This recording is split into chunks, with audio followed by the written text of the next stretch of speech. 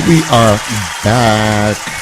That was just a test from the Beastie Boys. For those that don't know, one of Brooklyn's pioneer in the hip-hop community. One MCA from the Beastie Boys passed away this past week. And so that music and all the rest of the music on this show will be Beastie Boys music in memory of Adam MCA. Yauch. Adam Yauch. Back. This is Insanity Check. I am Skillet Sauce. That is Ken. You can check us out on YouTube, our YouTube channel, Insanity Check Radio. You can check us out on Twitter at Insanity Check 12. That's the number 12. And Facebook, Insanity Check. And we're just gonna switch gears here. Yeah, man. This is some this is some real gear switching right here. You know, and you know. Our friend from the West Coast is always telling us, you know, how much people should be scalded and burned down. You think that I'm bad? I mean, at least I'll try and interject some humor with my stuff. This guy's like, you know, the planet needs to be erased. We need Godzilla and all the monsters from Monster Island to come eradicate places. This Earth. Even Godzuki? Everybody, because of situations like this. We have found, well, actually, it was Mr. Sauce over here who stumbled upon this website. It actually was a TV show. It was TLC, right? The Learning Channel. The Learning Channel, yeah. And we learned a lot. Stuff we didn't really want to learn, but we learned it anyway. Oh, yeah. They have a new show on, actually, I don't know if it's new. I'd never heard of it before, called, what is it? My amazing addictions. Addictions, yeah. Some basically is a bunch of freak fetish people. And I don't even know, I mean, I guess, do you have to be like a bunch of people to be considered a fetish? Because if you're one person, then you're just a sick fuck, right? Yeah. I think, one person is a sick fuck, more than one is is a group of fetishists. But no. Actually, I think you can have a fetish for anything as an individual. I believe, you know, as you could, you know, be a fetishist practitioner of anything. I mean, but these people's addictions run from obscene fetishes with the one individual with his automobile to just absolute stupid, self-destructive madness that, to me, this shit makes no sense. Now, from a health point of view, you told me, and I actually heard this a long time ago, but in particular, yes, that if you drink your morning urine, like for all those people that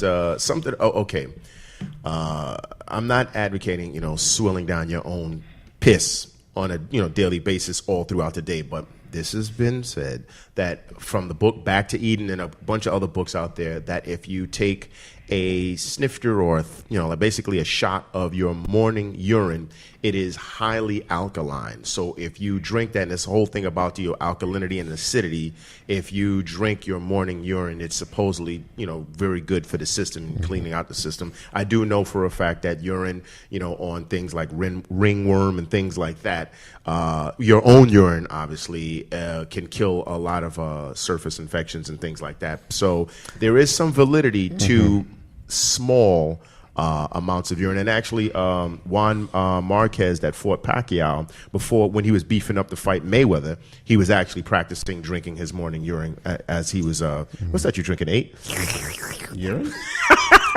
No, this is not urine. Oh, okay. It's almost urine colored. Yeah, I'm about to say, you're taking it literally. But as usual, as people do, anything good can be just perverted, distorted, and whatnot have you. Yeah. So let's look at what this woman has been doing for the past few years. Yeah.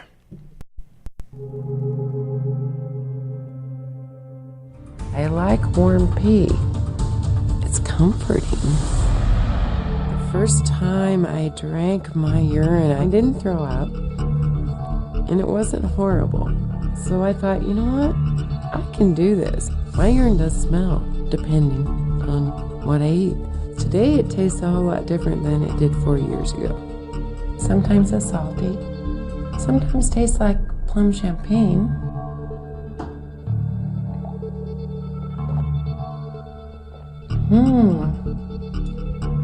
Maybe a little lemony.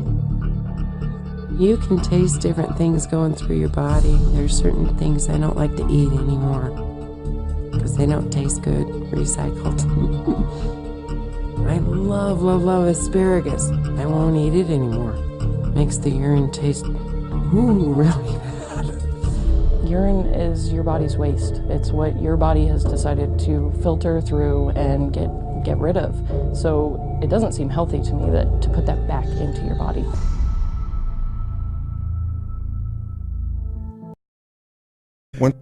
Drinking beakers of your own piss is absolutely insane. Now, Ridiculous. This woman looked like she was dragged through the woods by Bigfoot. But you don't think that had anything to do with the urine, do you? Now, I honestly don't. I really don't know. I just don't believe that you're supposed to be drinking straight up piss like that, on a daily basis. 5 goblets of piss per day makes no sense. Yeah. And this woman's talking like the effervescence of the piss. Well, yeah, because it's lemony. Well, I mean, First of all, she's a connoisseur. She's a connoisseur of sewer piss. I mean, listen, urine slurping. Who's going to speak to this one? Because we went. But hold on. Do you think you would even know? I mean, we know what it sounds like what it smells like when people have been drinking. I've smelled some hallways in the project. Okay, but do you like really think she's going to smell like her breath actually smells like a bus station toilet? I have no idea. I wouldn't. You probably kissed a couple of chicks who drank their own piss. No. Listen, no urinal mouth hole is going to get anywhere close to me. It's ridiculous. I mean, just the fact that this woman is like, as if this is actually some sort of wonderful elixir is insane. But that's completely insane. But you know what? If it had no taster, if it all didn't matter, then don't you think that'd be just a tad bit sicker than the fact that she could actually? They should swap that out with some old bum sterno piss. That's what that was. Do some stink old Subway bum piss. Well, the next chick here, and I honestly thought women stopped this a long time ago, but apparently they haven't. A woman is addicted to breast implants. No, she's not addicted to breast implants. She's addicted to having a full bust size. She's addicted to having big breasts because I guess the attention she identified. But there's no. But okay. Oh, well, you know what? Let's watch the video and then we can just go over this. Yeah. I love them just like they're my kids. Having these is just the most good thing in my life. I don't know why she just keeps getting them bigger and bigger. I don't know what she's thinking.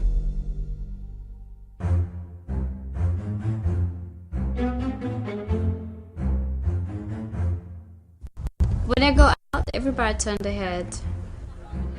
Some people are really nasty. The woman always jealous because their husband can't keep their eyes off my breast. But negative reactions aren't the only problem Shayla's triple Ks create. When you have large breasts like me, there's a lot of things that you cannot do. I can't run. It's gonna be bouncing. When I eat, food always falls in my chest.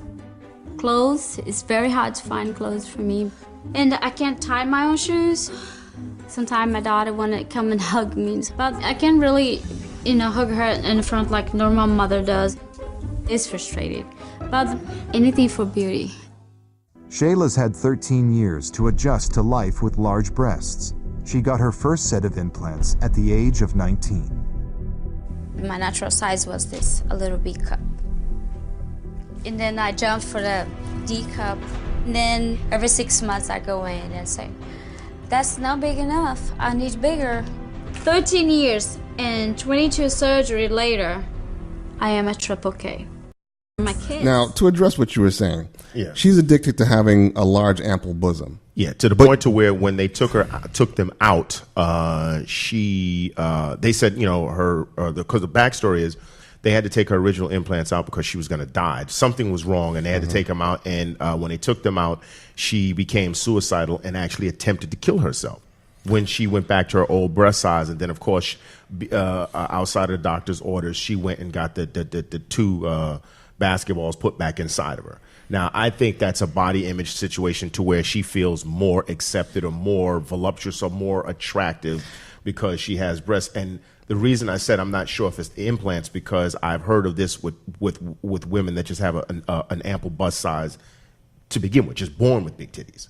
You see, so the fact that hers are big pontoons that she put in there, but look, my issue is okay, but she keeps making them bigger. Yeah, if you like a big size breast, okay, fine, make them big. Stop.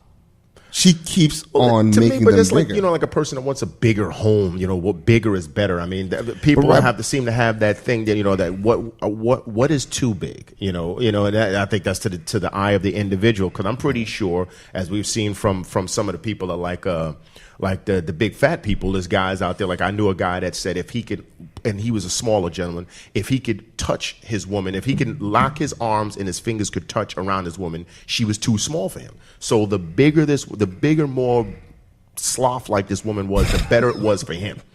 So it's to the individual. I mean, I think her situation, unlike that piss drinking heifer, this is more problematic because this woman's body image is just distorted to the point to where she doesn't identify herself, in my opinion, as anything of attraction without having these big clown breasts that's giving her issues. She can't do certain things, can't hug a child properly without smothering her. I mean, Okay. All right, she's well. fucked up, but whatever. But believe it or not, ladies and gentlemen, I personally think that this next bastard is the sickest out of all three here. Oh, yeah. I'm not even going to tell you what's happening. You're just going to watch right now. Nathaniel asked me to come up here. Basically, he had something that he wanted to tell me. I don't know exactly what it's about, but I'd like to know what's going on in his life. Yeah, it's something pretty important I want to talk to you about. All right. I'm just going to come out and say it, I guess. I'm in an intimate relationship with Chase, sexually and emotionally. You're in an intimate relationship with your car. Yes. And sexually with your car. Yes. It's your car. Yes. How does that work? How can you have sex with a car? Mainly, it's just a lot of just rubbing up against him. Okay. And it involves masturbating as well. Help me out. When did this started? It mainly started when I was younger. I just didn't have a lot of friends, and You've always been kind of a loner. yeah. You've always and, liked it alone. Right. I just started having those feelings more and more after I hit puberty, and it just became more and more serious after that, as far as the sexual side and the emotional side.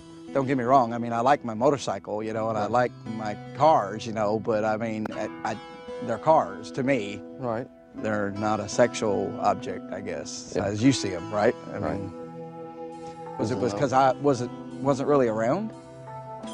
We just couldn't spend a lot of time. Well, I mean, I had to stay with Mom pretty much all right. the And time. I moved away, and I wasn't around. But you. I'm not blaming you for that. But I know that it has something to do with it. I mean, I feel like it has part to do with it, not all, but part, because I wasn't around, wasn't there for you. I mean, It's your fault. I wish I could have been there for you and your sister more. You understand?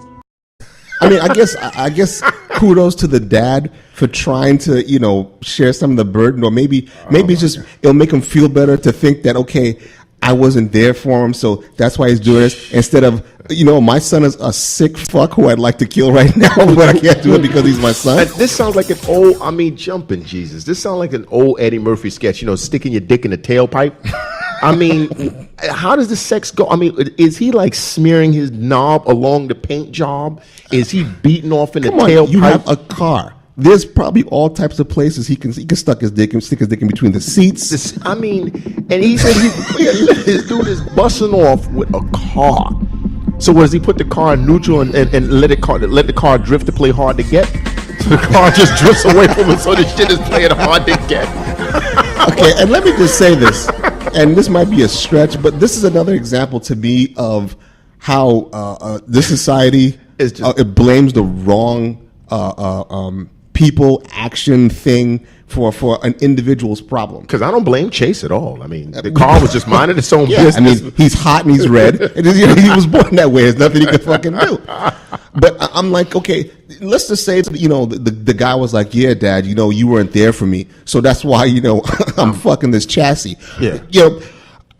Now we can just run around and it's like, dads are causing kids to have sex with their cars. Because this is what we do with, That's bullshit. Because like the father said, he has no problem. He has, some love for his motorcycle, but it's not like that. I mean, you can't blame nobody but your sick self for some crazy ass shit like that. I just got one question. What? Was it a stick shift?